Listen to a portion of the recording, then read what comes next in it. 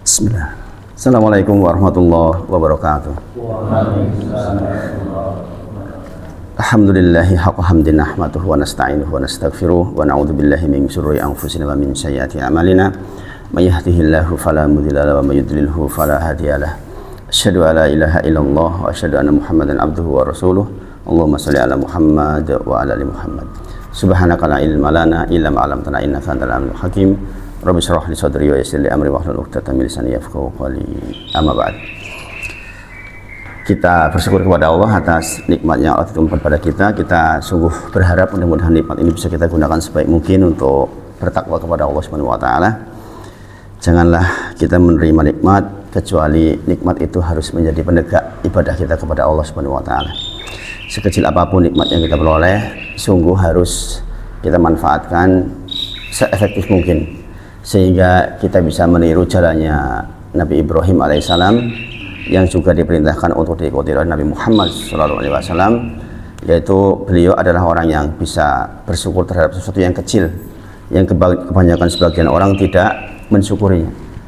Kita tahu bahwa nikmat bisa melihat itu nikmat yang besar sesungguhnya, tapi sebagian orang menganggap kecil karena kita terima setiap waktu, padahal kalau kita diambil nikmatnya sesaat saja, tentu saja kita akan sangat sedih gitu.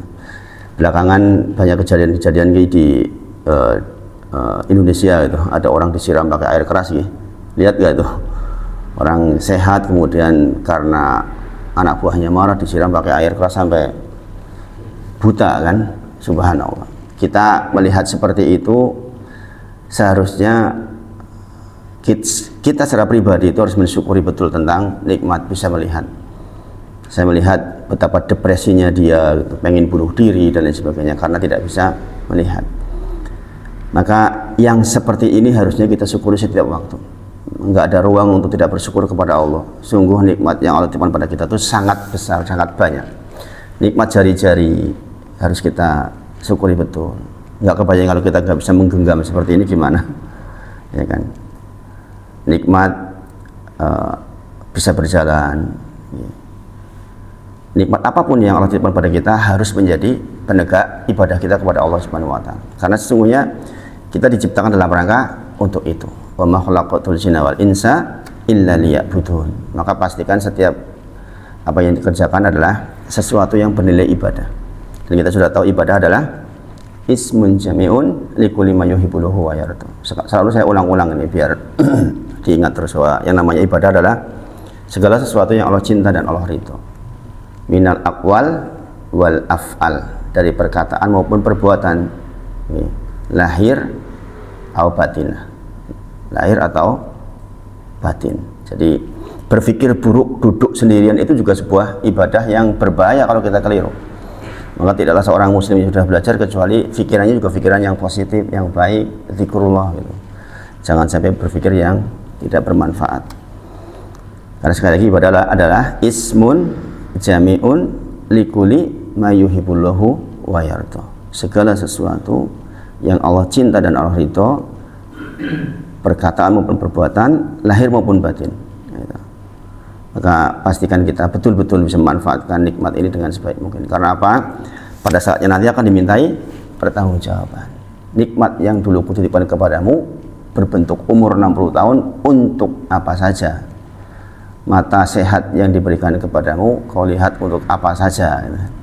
Makanya diantara yang kita pelajari adalah mempelajari banyak hal-hal yang sunnah, membiasakan dengan yang sunnah setelah yang wajib, karena dengan itu nanti Allah akan cinta kepada kita. Fa idza ahbabtuhu, dan ketika Allah sudah mencintai kita, maka kata Allah, mata kita hanya melihat apa yang Allah ingin lihat. Tangan kita menggenggam, hanya menggenggam sesuatu yang Allah ingini. Ini namanya ma'iyatullah, kebersamaan Allah ketika kita betul-betul menegakkan yang sunnah. Itulah mengapa sering saya katakan orang sudah ngaji itu sholatnya ya minimal 40 rakaat itu ya wis sithik, sudah sedikit. Kita sudah sama-sama hitung bahwa orang-orang sudah ngaji itu seharusnya setelah yang wajib minimal rawatib itu harus mengikuti. Kalau kita sudah biasa itu nikmat sekali, insya Allah. Bayangkan dengan nunggu sholat duhur itu udah berapa tuh, datang ke masjid, sholat tahiyatul masjid sebelum adzan, kok ternyata belum adzan, tambah dengan sholat mutlak 2 rakaat, katakanlah jadi 6 rakaat misalnya. Kemudian muadzin datang adzan, atau jangan muadzinnya Pak Supri, muadzinnya habis adzan udah masuk waktu, berarti dengan sholat qobliyah duhur.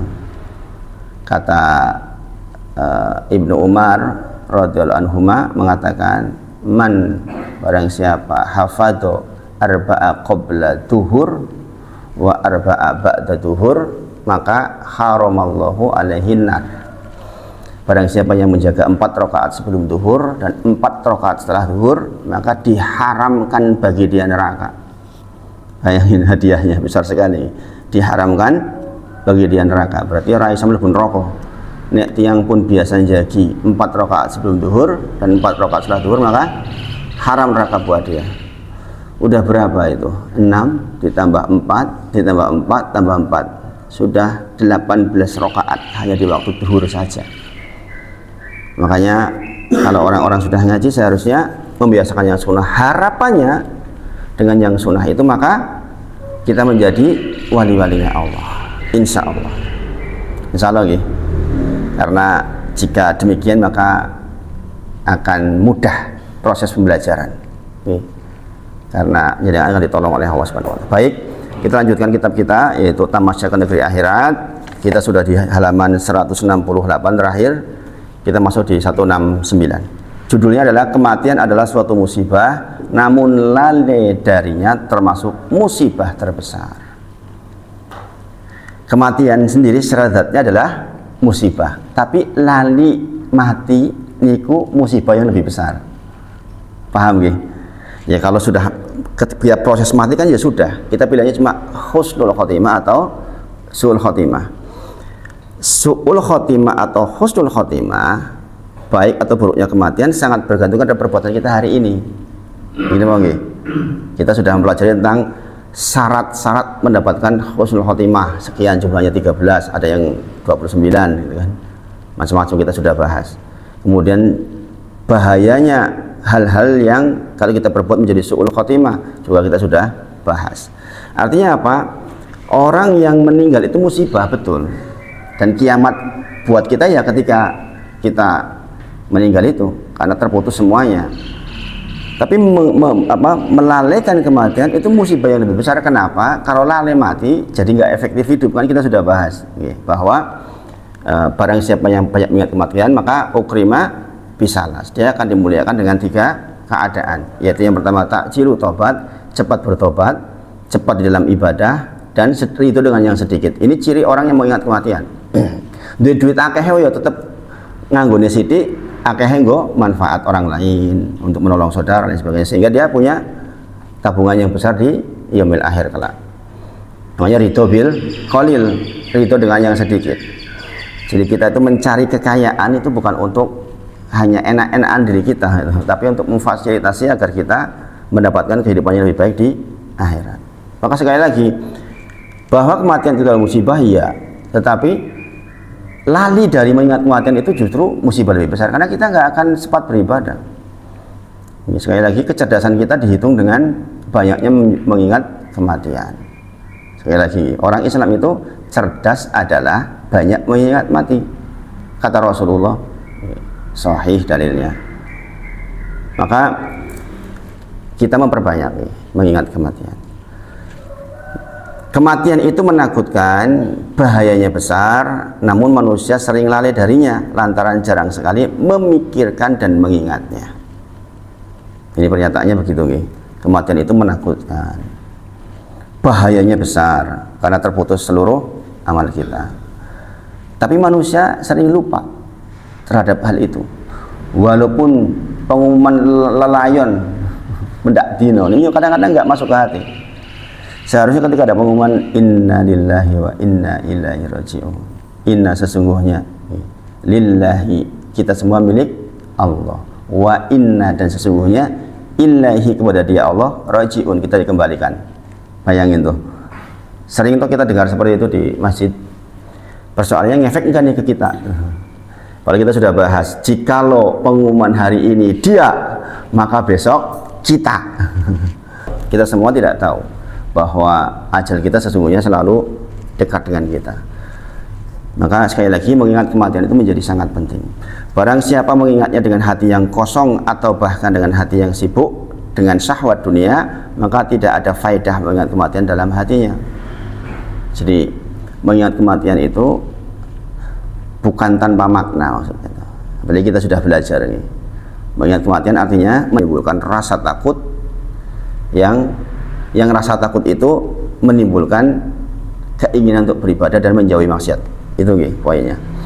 Orang yang mengingat mati sehingga dia takut, dan kemudian dia dengan takut itu dia menjadi rajin ibadah dan jauh dari maksiat. Oh jauh-jauh aku mati gitu. Nah untuk bila orang sedang berzina mati, kan ada kan, orang sedang mencuri mati, orang tidak sedang zikir mati, kan bisa terjadi. Kita harapannya lagi sujud mati, itu kan lebih baik ya kan? Cara mengingatnya supaya mendapat faedah adalah seorang hamba mengosongkan hatinya dari semua hal kecuali dari mengingat kematian saja yang ada di hadapannya. Jadi itu mengosongkan hati total hanya mengingat kematian. Seperti orang yang akan bepergian ke padang gurun yang penuh bahaya atau mengarungi lautan, ia tidak akan berpikir kecuali tentangnya. Karena dengan begitu hampir dipastikan ia akan mendapatkan sesuatu yang sifatnya positif. Jadi kalau jadi tindakan, hanya harus mikir kayak tunggu tiket yang di, ya kan, nanti check in jam berapa, harus naik pesawat jam berapa, kan itu yang dipikirin ya enggak? Takut terlambat, ya kan? Jadi kan bisa lari-lari karenanya. Itu hanya untuk urusan dunia nih. Kita takut terlambat pesawat aja kayak mana tuh? Kok ada orang berani terlambat sholat? Kan masalah. Ini panggilan dari Allah aja kita bisa mengabaikan seperti itu. Naudzubillah. Ya, cara yang paling berfaedah dalam hal ini adalah mengingat orang-orang sebaya dengannya yang telah meninggal lebih dulu. Ini efektif banget ini. Coba jangan perhatikan teman-teman jenengan yang sebaya. Sudah berapa banyak yang meninggal? Jenengan berpikir enggak keadaan mereka sekarang bagaimana? Sebagaimana saya ceritakan jenengan, mora sepuh saya itu 80 sekian tahun nih. Rasanya sudah pengen meninggal. Kenapa Mbah? Karena teman-temannya udah nggak ada. Teman SD udah mati semua, teman SMP sudah mati semua, teman SMA sudah mati semua, nggak ada teman. Nah, di antara cara paling efektif untuk mendapatkan faedah kematian, mengingat teman-teman kita yang sebaya. Kan ada yang sudah meninggal loh. Mas Wawan malahan saudaranya sendiri, masih muda 30 tahun toh Mas, ya kan, waktu itu meninggal. Jadi kan mestinya berpikirkan seberapa bekal yang sudah dia bawa, bagaimana keadaan dia sekarang. Ingat perihnya sakaratul maut, ya perlu tahu. Nah, sakaratul maut kan perih luar biasa. Perihnya sakaratul maut, pedihnya sakaratul maut itu akan diingat oleh mayit sampai dibangkitkan. Sampai dibangkitkan. Jadi mayit itu masih merasakan getirnya yang namanya kematian. Ketika dimandikan, kan orang-orang kan bilang, iki lo didelok ya bapakmu, mungkin bar iki wis ora ketemu nek. Subhanallah. Getirnya kayak apa coba? Jadi kan mau berpisah sama istri, mau sesasi, mikir kayak macam-macam kan? Atau jenengan baru didatangi saudara dari jauh, kemudian mau pulang, ada nggak perasaan kosong di hati? Ada nggak? Jenengan kayak seneng gitu di Jogja rumah jenengan. Ada saudara dari Rio datang ke sini seminggu, senang tuh nih. Begitu mereka mau pulang, ada nggak perasaan kosong? Ada kan? Perasaan rasanya nah ini tuh nanti ketika jangan dimandikan, jenengan akan tahu bahwa jenengan tuh nggak akan ketemu lagi, nggak melihat lagi. Setelah itu jenengan nggak melihat lagi. Bayangin kayak mana pedihnya, getirnya kematian itu. Dan itu dirasakan oleh mayit sampai yaumil akhir, sampai dibangkitkan nanti. Makanya ingat-ingatlah waktu itu, kita persiapannya harus baik banget nih. Harus baik betul nih. Ia mengingat kematian dan pergulatan mereka di bawah tanah, mengingat potret mereka ketika berada pada kedudukan dan posisi kemasyarakatannya, merenungkan bagaimana saat ia di dalam tanah, bagaimana bagian-bagian tubuhnya mulai rusak, ya kan, kecuali orang-orang tertentu. Ada orang-orang yang tidak dimakan tanah. Di antaranya adalah hafid Quran, penghafal Quran, penjaga Quran lebih tepatnya. Hafid itu kan penjaga. Adapun menghafal adalah salah satu proses menjaga, ya kan? Makanya namanya hafid Quran, penjaga Quran, karena dia menghafal Quran. Salah satu yang tidak dimakan tanah itu. Sampai yaumil akhir dia tetap utuh. Sebagaimana para nabi, maka utuh. Makanya dulu ada yang mau nyolong jasadnya Nabi Muhammad SAW kan, udah berkali-kali dicoba itu. Ya, kan? Karena Nabi Muhammad SAW pasti masih utuh sebagaimana dulu 1400 tahun yang lalu. Dan dijanjikan oleh Allah yang para nabi itu tanah dan cacing dan sebagainya diharamkan untuk mereka, nggak boleh untuk memakan mereka. Gitu. Apakah orang-orang zaman sekarang bisa? Wali-walinya Allah itu nggak akan dimakan tanah. Di antaranya itu penjaga Quran itu. Makanya semangat berinteraksi dengan Al-Quran, menghafal Quran itu semangat. Ngapal tan. Wis umur sakmene iki kebiasaan minimal niat lah. Minimal niat. Jadi doa-doa kita seperti itu. Upayanya dilakukan sebanyak mungkin ya. Kita mengupayakan menghafal Quran itu dengan memperdengarkan terus. Saya kemarin waktu Pak Hartono ke rumah, sama Pak Prito cerita tentang ini, pembiasaan tentang memperdengarkan Quran setiap waktu. Kalau Pak Hartono gimana Pak Hartono rasanya Pak Hartono? Lebih dingin Pak Hartono, lebih tentrem gitu. Di Pak Pri, lebih ayem, lebih tentrem. Dan saya banyak menghafal dengan cara itu. Satu halaman itu saya kadang-kadang puter bisa 1000 kali. Kita biarin aja puter 1000 kali. Nah ini tahu nempel sendiri. Apalagi kalau kita tahu maknanya, itu nempel sendiri. Dan ternyata kata Pak Pri, Pak Tono juga full ya Pak, hampir 24 jam. Kalau malam dinyalain tuh itu Pak Tono Soto itu bagus itu. Kemudian Pak Tono juga kemarin ke rumah Pak, sampai jam 10 malam mampir. Karena kegiatan di sekitar situ pas saya sudah pulang dari ngaji, mampir. Beliau cerita tentang itu. Sampai ada speakernya agak besar katanya. Dia sengaja memfasilitasi speaker yang enak didengar. Dan itu penting. Memperdengarkan Al-Quran dengan kualitas suara yang bagus itu penting. Makanya dengan harus punya speaker yang bagus. Karena beningnya suara nanti mempengaruhi kemudahan kita menghafal.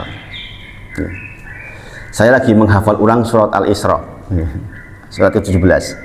Sudah lama gitu nggak dibaca itu. Untuk mengingat kembali ya saya setel lagi, sehingga mudah mengulangnya insya Allah. Suatu hari Ibnu Mukti memperhatikan rumahnya, ia kagum akan keindahannya, kemudian ia menangis seraya berkata, demi Allah, sekiranya bukan karena kematian, niscaya saya gembira karenamu. Dan sekiranya bukan karena tempat yang akan kita tuju nanti berupa kuburan sempit, niscaya dunia menjadi penghibur hati kita. Jadi dia melihat rumahnya yang bagus, tiba-tiba terbersit, kalau bukan karena kematian mungkin saya bahagia dengan rumah ini, saya bahagia dengan mobil-mobil saya. Tapi begitu mengingat kematian, itu semua menjadi hambar. Dan demikianlah para ulama menyikapi kehidupan. Maka sering datang ke orang yang sakaratul maut menjadi penting. Karena apa? Supaya kita lembut hatinya. Sebagian ulama ketika pulang dari orang sakaratul maut, monggo dahar, jenengan mawon sing dahar gitu. Saya nggak kolu dahar gitu. Kenapa? Barusan melihat orang yang sakaratul maut. Maka sekali kalau jenengan punya saudara dalam kondisi berat menjelang sakaratul maut, datanglah. Supaya kitab ini nyambung di jenengan. Supaya yang kita bahas ini nyambung, jangan melihat orang sakaratul maut itu kayak mana, sehingga tahu keadaannya. Ada yang gitu, lama gitu, nggak berhenti, kecil. Tapi ada yang masya Allah, orangnya biasa, dipandu mudah, kemudian begitu les, bau wanginya masya Allah. Itu sering kayak gitu itu. Kalau jangan tanya ke dokter di rumah sakit. Kadang-kadang kalau yang baik yang meninggal itu satu ruangan itu bisa bau wangi banget gitu. Saya sering ngobrol sama Pak Dokter ya. Kadang-kadang begitu, kadang-kadang bau busuk luar biasa begitu mati. Jadi melihat seperti itu kita jadi bisa berkaca, nanti kita bagaimana, kan gitu. Jenengan akan dilihat oleh keluarga panjenengan, oleh anak panjenengan. Ya Allah, akhir masa bapakku beginikah? Dan akan dibongkar semua di menjelang kematian. Dibongkar semua. Tidak jujurnya hati kita selama kita beribadah akan dibongkar waktu itu. Makanya ada satu keterangan bahwa orang akan mati dengan kebiasaannya, ya kan? Nek biasa dangdutan, yo menjelang mati yo mbok menawa itu yang akan dominan. Dan saya pernah mentalkin orang yang malah nyanyi wae, malah disuruh malah nyanyi wae. Iki wong iki kepiye itu? La ilaha illallah, nyanyi lah. Subhanallah. Ini kok susahnya itu berjam-jam itu, subhanallah. Maka kita membangun kebiasaan baik dalam rangka mudah-mudahan nanti di akhir masa kita mati dengan itu. Nek biasanya ngaji kok menawa ya meninggalnya pas ngaji. Nek biasa sholat yuk menawa meninggalnya pas sholat. Orang meninggal pas sholat itu banyak kejadian, banyak sekali, apalagi cuma sekarang ada YouTube, kesoting bahkan kan. Ya enggak, kalau dulu kan enggak kesoting, sekarang orang lagi sujud mati itu banyak dan kelihatan, kita bisa melihat fakta. Sebaliknya ada orang yang kecil-kecil di atas panggung mati, banyak enggak? Mati banyak. Ibu-ibu tuh kemarin PKK lagi nyanyi-nyanyi, satunya gayar-gayar lalu dibawa ke rumah sakit mati. Sebenarnya bahkan banyak kasus yang semisal itu, yang su'ul khotimah dan tersoting itu banyak hari ini. Itu pelajaran buat kita. Kemudian bab berikutnya, malaikat maut akan mematikanmu, ini judulnya di halaman 170. Termasuk rukun iman adalah iman kepada para malaikat, antu'mina billahi wa malaikatihi wa kutubihi wa rusulihi wal yaumil akhir, antu'mina bil qadari khairihi wa syarrihi. Rukun iman kita. Jadi setelah kita beriman kepada Allah, kemudian beriman kepada malaikat-malaikatnya Allah Subhanahu wa taala. Mereka adalah hamba-hamba Allah yang dimuliakan dan perantara antara Allah taala dengan para rasulnya. Malaikat Jibril menjadi perantara wahyu, ya kan? Maka perantara buat kematian namanya malakul maut. Nah, itu menjadi perantara ketika Allah hendak mematikan seseorang. Apakah Allah tidak mampu? Allah itu mampu sendiri, mampu melakukan semuanya sendiri. Ini perantara. Bersikap mulia atas perintah Allah kepada orang yang berbuat baik, mensucikan diri dari orang yang mensucikan diri. Kemudian, ini poinnya adalah yang akan bertugas mencabut nyawa kita adalah malakul maut. Allah berfirman di dalam Quran surah As-Sajdah ayat 11. Ini jangan buka di rumah. As-Sajdah ayat ke-11.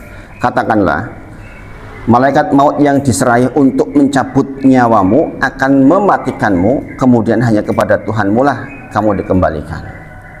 As-Sajdah ayat ke-11. Jadi memang ini penugasan dari Allah Subhanahu wa taala.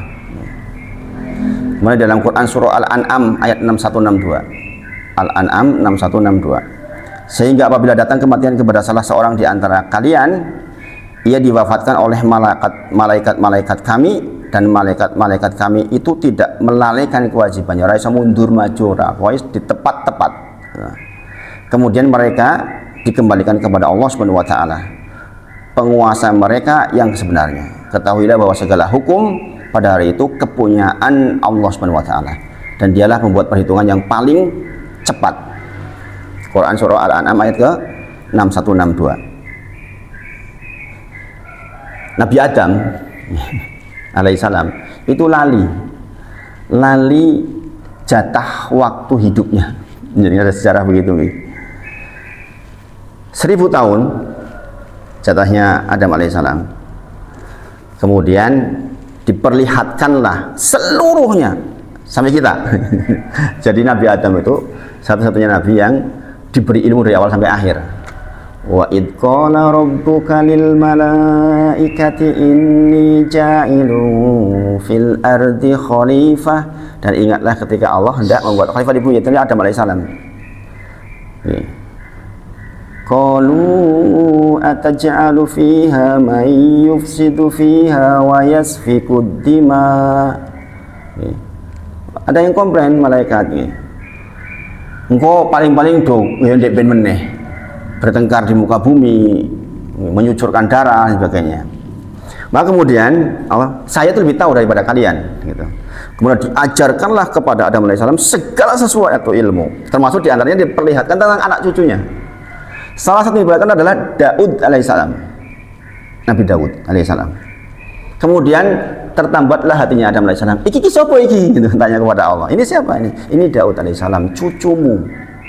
Umurnya piro? Swidak. Nah, umurnya piro? Swidak. Wis jatahku kayaknya deh tang puluh ya. Minta kepada Allah gitu. Sehingga jadi 100. Kemudian 900 sekian tahun berlalu, malakal maut datang kepada Adam alaihissalam. Lah, berene ngopo? Kata Adam alaihissalam. Nah sekarang kan memang waktumu tiba, sudah selesai. Loh, umurku kan 1000. Kowe lali yo, dek ben kowe wis ngekeki karo cucumu 40. Gitu. Enggak bisa apa-apa Adam alaihissalam, ya sudah menyerah. Meninggallah dia. Maka dia mengatakan, saya lupa dan keturunan saya lupa. Itu. Makanya kita menjadi pelupa. Nasya itu pelupa. Orang Arab sering mengatakan orang Indonesia tambah pelupa karena makannya nasi. Nasya itu bahasa Arab artinya Pak lali. Wong Indonesia iki seneng bakal lali. Oh pangananane lalen gitu. Gitu.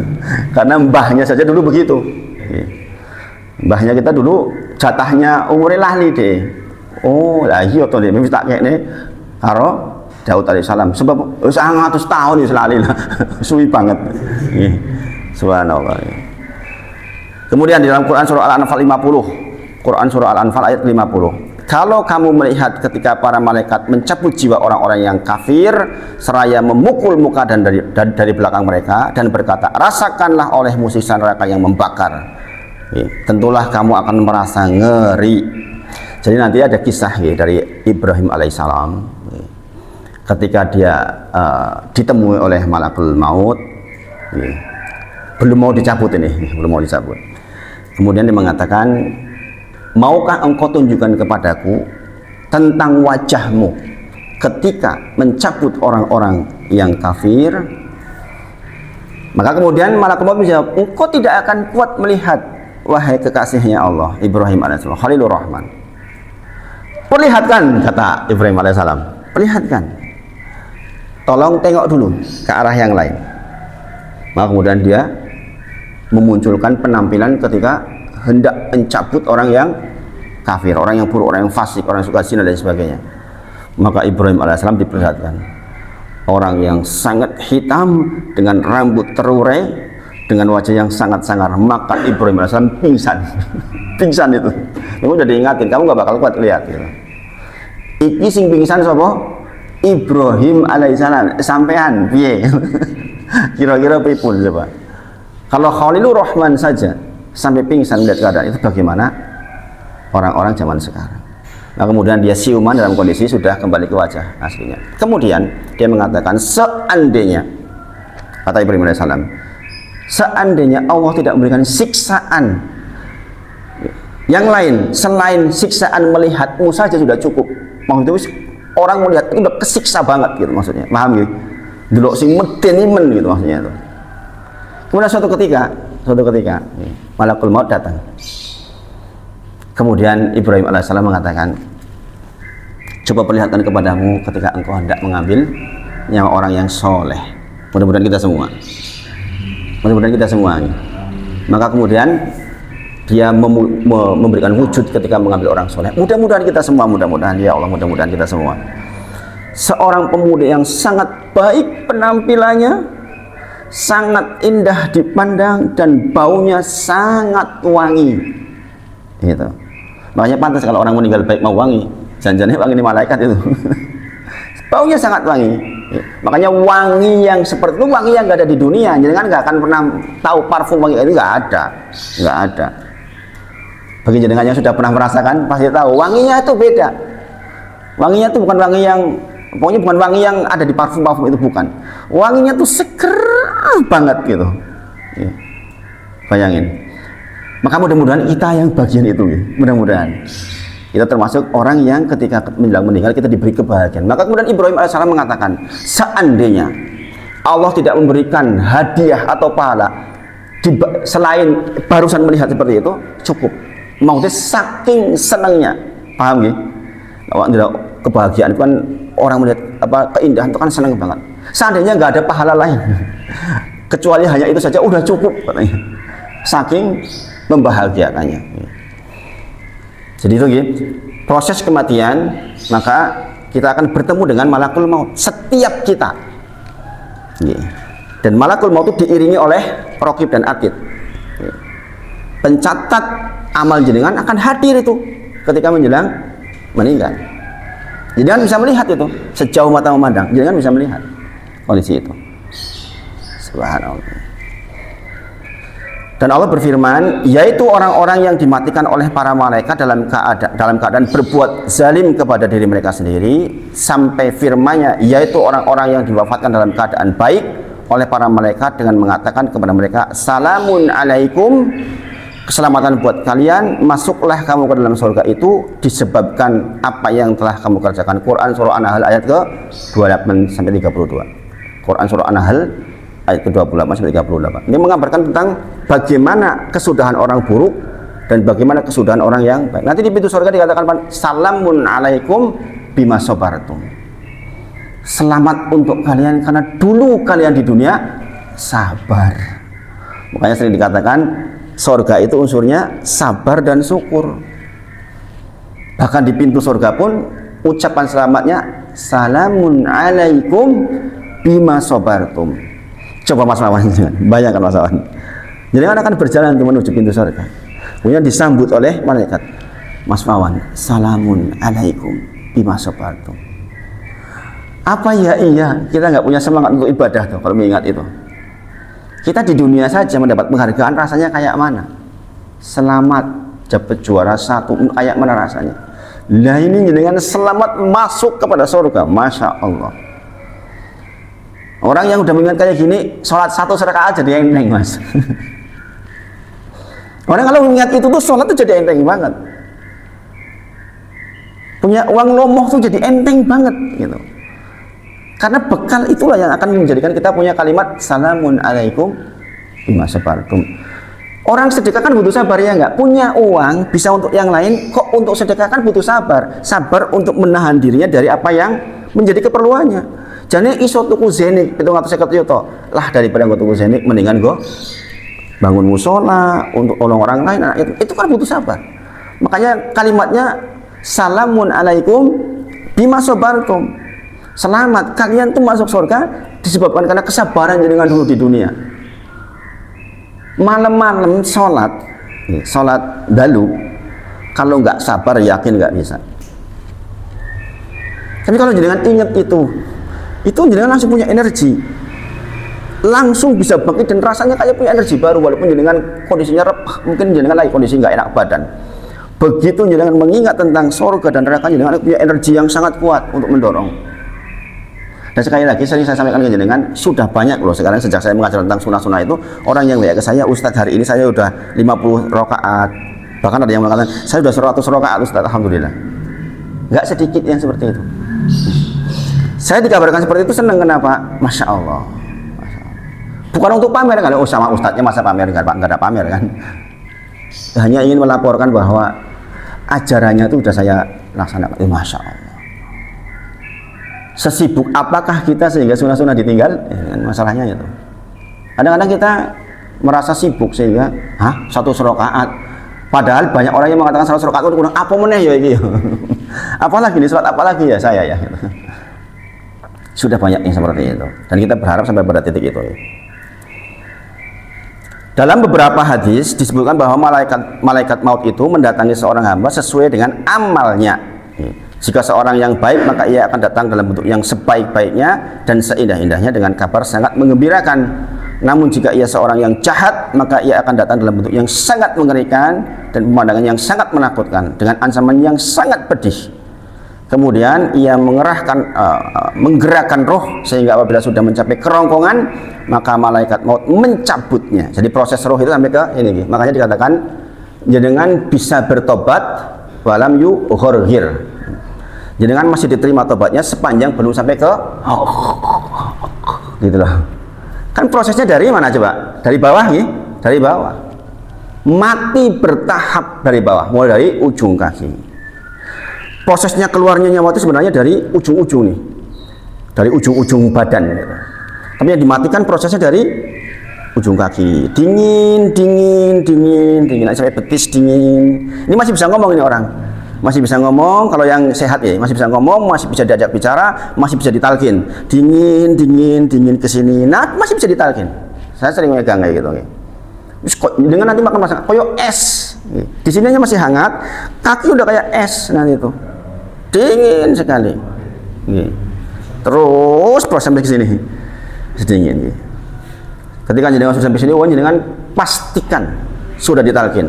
Nek pun pisan talkin la ilaha illallah, bisa, nggak usah diulang, jangan diulang, nanti memberatkan dia. Ingat, orang mau mati itu fitnahnya besar sekali, nanti dia bisa bosan. Kalau jenengan udah la ilaha illallah, la ilaha illallah, la ilaha illallah, nanti dia bisa bosan, dia bisa marah, karena suasana pada waktu itu berat sekali. Maka begitu bisa mengucapkan la ilaha illallah, diam, semuanya yang lain diam. Jangan ada kata-kata lain sampai dicabut. Kadang-kadang orang ini baca Yasin barang cerai, baca Al-Baqarah, mumet malahan. Kata Rasulullah, lakina mautakum bila ilaha illallah. Talkinlah orang yang tidak meninggal dengan kalimat la ilaha illallah. Kapan diulang talkin? Jikalau orang menyebutkan lagi yang lain. Kalau dalam bahasa Arabnya ma itu air, maksudnya air. Kadang-kadang itu haus. Ketika seperti itu maka harus diulang lagi la ilaha illallah sampai ucapan terakhirnya adalah la ilaha illallah.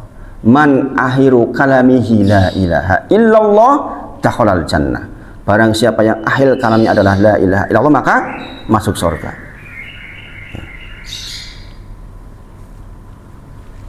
Jadi prosesnya nanti terus sampai ke atas ya. Nah, ketika sudah sampai ke sini dingin, sudah, berarti kita sudah selesai tugasnya. Kenapa? Begitu sampai di kerongkongan, maka saatnya dicabut oleh malakul maut. Gitu. Nanti jangan menyaksikan ibu panjenengan, bapak panjenengan begitu. Gitu.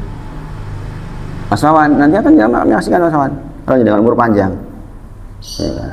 Dengan hidup dengan mertua hari ini. Nanti akan ada hari di mana beliau akan meninggalkan kita. Ya, makanya jangan sudah ngaji itu belajar betul supaya bisa mendampingi dengan sebaik-baiknya dan berusaha berlatih untuk memandikan jenazah. Ini kursus. Jangan memandikan jenazah saja, harus orang lain. Orang sudah ngaji harus bisa memandikan jenazah yang baik. Berlatih ya. Yang ngaji semua ini nih harus kursus memandikan jenazah. Jangan sampai enggak ya. Kemudian Allah Ta'ala berfirman ya, di dalam Quran surah Al-Waqiah 83-96, maka mengapa ketika nyawa sampai di kerongkongan padahal kamu ketika itu melihat dan kami lebih dekat kepadanya daripada kamu, tapi kamu tidak melihat, maka mengapa jika kamu tidak dikuasai oleh Allah Subhanahu wa Ta'ala kamu tidak mengembalikan nyawa itu, dan seterusnya. Nanti jangan baca sendiri Quran surah Al-Waqiah ayat ke 83-96 dengan baca tafsirnya. Maha suci Allah dan dengan memujinya, Maha suci yang maha besar, dan kita memohon ampunan kepadanya. Nah, saya ceritakan sedikit di kitab ini tentang adegan sakaratul maut dan panggilan malakul maut. Al-Qurtubi berkata, buatlah perang tentang dirimu, wahai orang-orang yang terperdaya, sewaktu sakaratul maut datang kepadamu, rasa sakit dan penderitaan tiba kepadamu. Lalu ada yang berkata kepada si fulan, telah berwasiat dan hartanya telah dihitung-hitung. Subhanallah. Yang lain berkata bahwa si fulan lisannya susah berkata, sehingga ia tidak kenal tetangganya dan tidak dapat berkata kepada saudara-saudaranya. Pengen ngomong ngerai sawisan. Seakan-akan saya melihatmu sedang mendengarkan pembicaraan, namun kamu tidak mampu memberi tanggapan. Kayak mana itu, ya kan? Berhayalah tentang dirimu, hai anak Adam, apabila kamu diambil dari tempat tidurmu, dibawa ke papan pemandianmu. Ini kita disuruh membayangkan situasi itu. Lalu kamu dimandikan dan dipakaikan kain kafan. Keluarga dan tetangga merasa asing denganmu. Ya kan, udah mulai asing, ya kan? Orang kalau udah dicabut nyawanya itu pucat langsung, kan? Nggak lagi seger. Ya. Para sahabat dan saudara menangisimu. Yang memandikanmu berkata, mana istri si fulan mana? Mana istri si fulan yang engkau kawini? Mana anak-anak yang ditinggal bapak-bapakmu? Engkau tidak akan melihatnya lagi setelah hari ini. Bayangin, jangan coba datang pada situasi itu. Kita akan sampai pada situasi itu kita itu. Dengan dimandikan, dengan di kondisi itu, bayangin.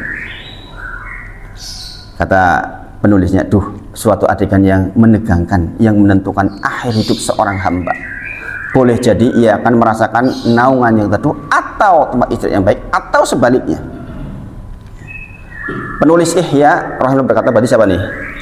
Penulis Ihya itu Imam Al-Ghazali, betul, rahimahullah ta'ala. Kematian sudah selayaknya membuat hidup seorang hamba menjadi waspada.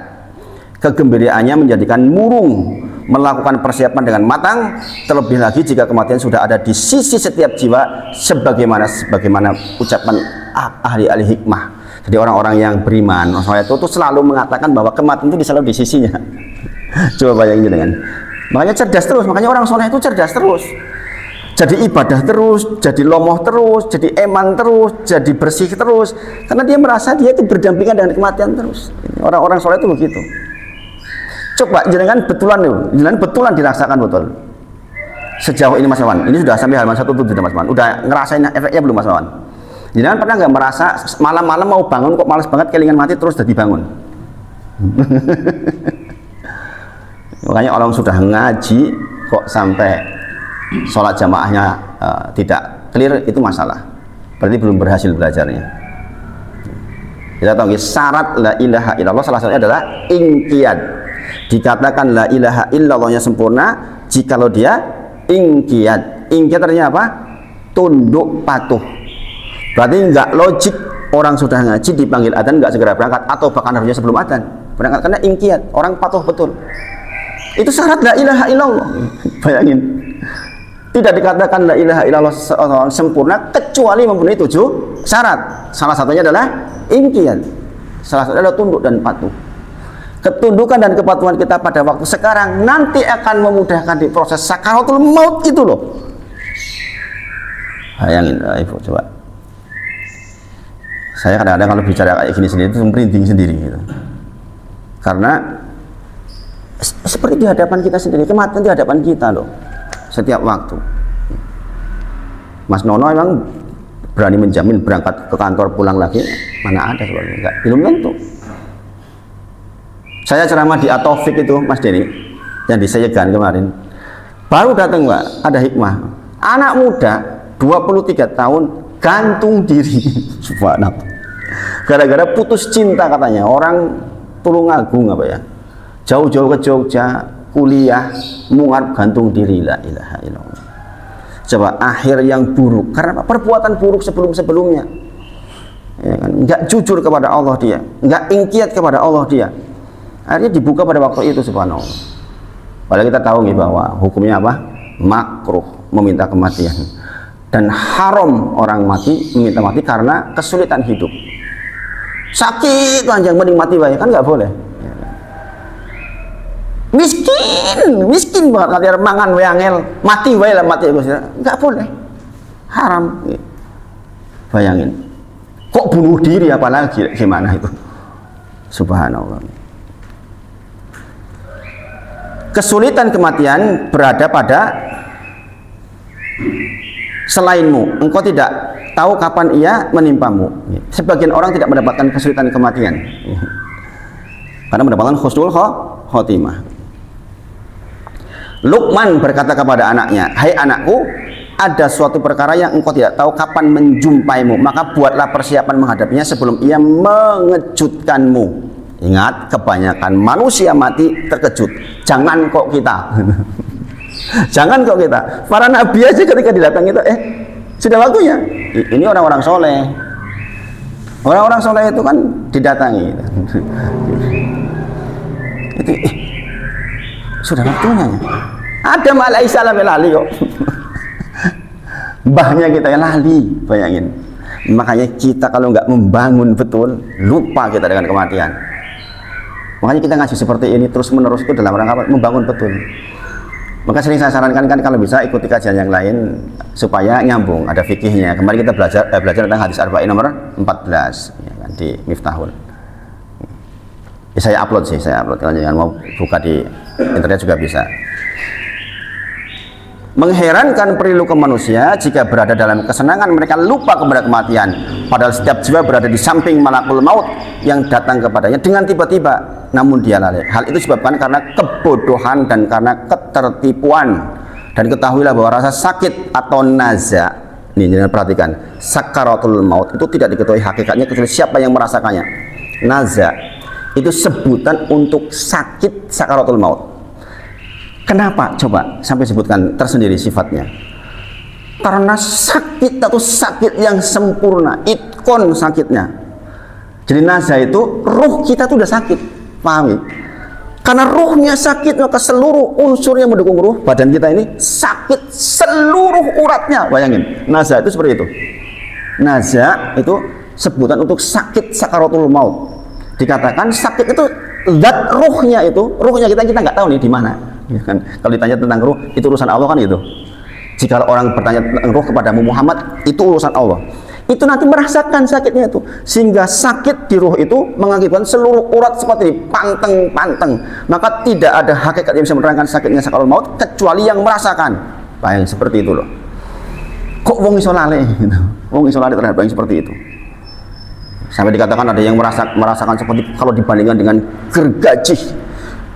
Gergasikan ke tubuh kita tuh itu belum seberapa sakitnya dibandingkan sakaratul maut. Kalau kita digunting-gunting per sedikit-sedikit itu masih kalah dengan sakitnya sakaratul maut. Jadi seperti itu keterangannya. Mengerikan ini. Nasa adalah ungkapan rasa sakit yang menimpa ruh itu sendiri, sehingga bagian-bagiannya turut merasakannya, sehingga tidak ada satu bagian pun dari ruh yang menyebar ke dalam seluruh badan kita kecuali badan kita merasakan sakit yang teramat sangat. Gitu itu coba. Apa ya ora wedi awake dhewe.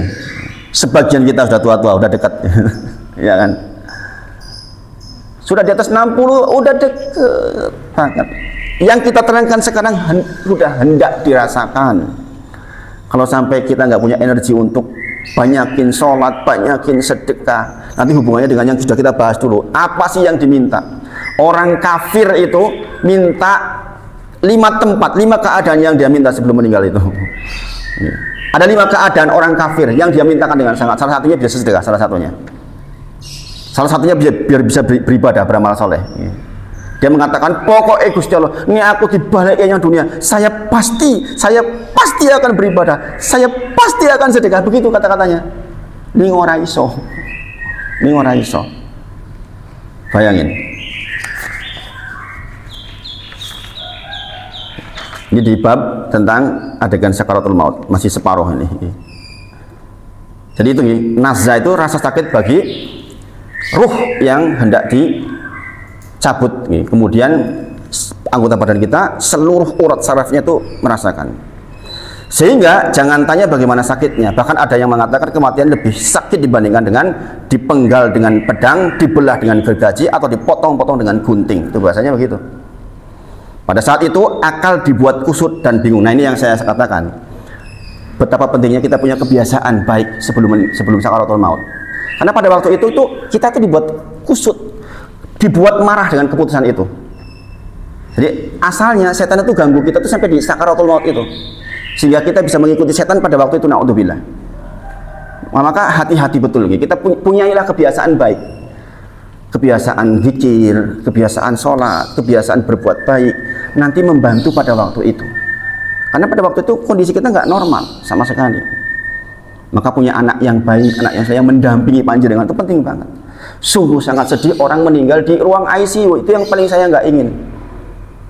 Nang ruang ICU itu tit anake ora etuk mlebu. Talkin we ora iso. Bayangin jenengan kebayang enggak itu. Naudzubillah sanudzubillah min dzalik. Makanya saya memohon sama Allah, ya Allah jangan matikan saya di ruang ICU, saya nggak mau. Bayangin.